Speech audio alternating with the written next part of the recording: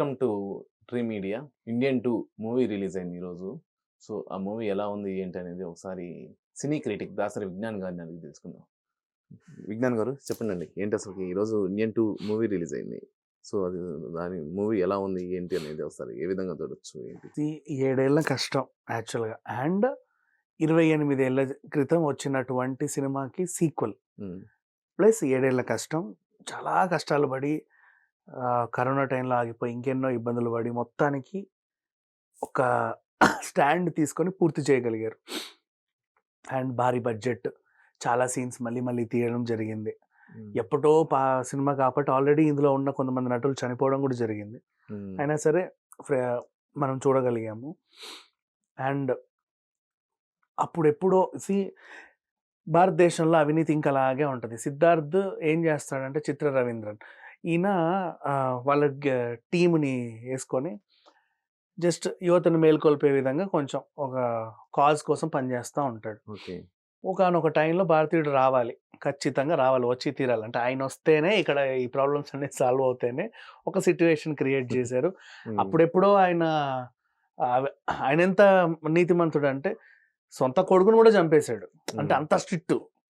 నా అవసరం ఉంటే మళ్ళీ వస్తా అని చెప్పి వెళ్ళిపోయాడు కదా! హ్మ్. అవసరం వచ్చింది కాబట్టి మళ్ళీ ఆయన రావడం జరిగింది. ఇప్పుడు 100 ఇయర్స్ లాగా చూడాలి ఆయన్ని. Come back Indian. అండ్ ఓ డజన్ పైగా గెటప్‌లున్నాయి. అంటే గెటప్‌లు అంటే ఒకే గెటప్ కొంచెం అటటట చేంజ్‌లు. హ్మ్. పర్వాలేదు. అంటే దశావతారం కంటే ఒకటి అరకొర ఎక్కువే ఏశారు దీంట్లో. అయినప్పటికీ ఆయన లుక్స్ పరంగా బానే ఉంది.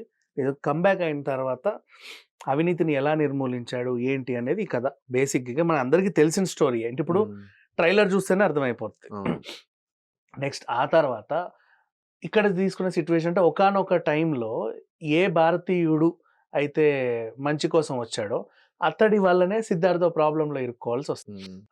అంటే దానికి కారణం నువ్వు ఇలా అయ్యావు అంటే దానికి కారణం భారతీయుడే.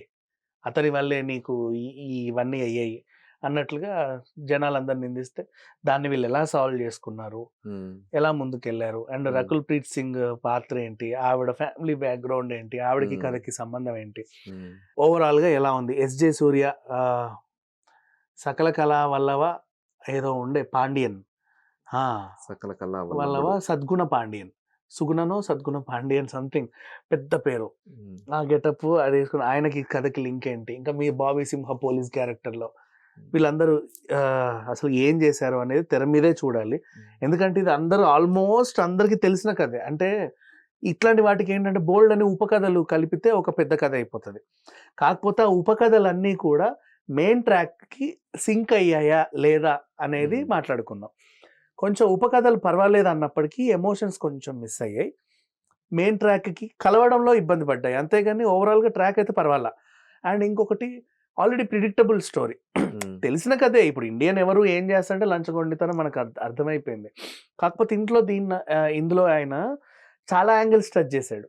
అవును. అంటే ఫుడ్ సేఫ్టీ గురించి టచ్ చేశాడు. హ్మ్. ఇంకో విషయం టచ్ చేసాడు. బోలెడన్ని. మొత్తం ఓవరాల్‌గా చూస్తే లంచం లంచం ఆ! గురించి ఉంది. లంచం గురించి హ్మ్. అంటే కాకపోతే ఏంటంటే ఫస్ట్ పార్ట్ మనం చూసిన తర్వాత నిజంగా ఎవరన్నా లంచం అడడానికి భయపడ్డారు ఆ టైంలో. హ్మ్. ఇప్పుడు ఆటోవాడు కూడా మీటర్ మీద రూ. 5 ఎక్స్‌ట్రా అంటే వాడిని తిట్టేవాళ్ళు. ఏరా లంచం అడుగుతున్నావా అని.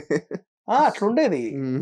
ఆ ఎఫెక్ట్ కనబడింది. ఓకే. ఇప్పుడు మిస్ అయింది అంతే. అంతకు మించి హ్మ్. ఇంకేంలా. హ్మ్. కమల్ హాసన్ ఫ్యాన్స్‌కైతే ఇది మంచి విజువల్ ట్రీట్ అని చెప్పుకోవచ్చు. హ్మ్. పాపం వీళ్ళ 7 ఏళ్ల కష్టం కూడా సినిమాలో నిజంగా కనపడింది. హ్మ్. కనబడలేదని కాదు. హ్మ్. నటీనటుల విషయానికొస్తే అందరూ బానే చేశారు. ఎవరి హ్మ్. పాత్రల మేరకు వాళ్ళు బానే చేసినప్పటికీ, కమల్ హాసన్ గారు సెకండ్ హాఫ్ అంతా వన్ మ్యాన్ షో. హ్మ్. ఎక్కువ స్క్రీన్ స్పేస్ సిద్ధార్థ్‌కి కూడా బానే దొరికింది. హ్మ్.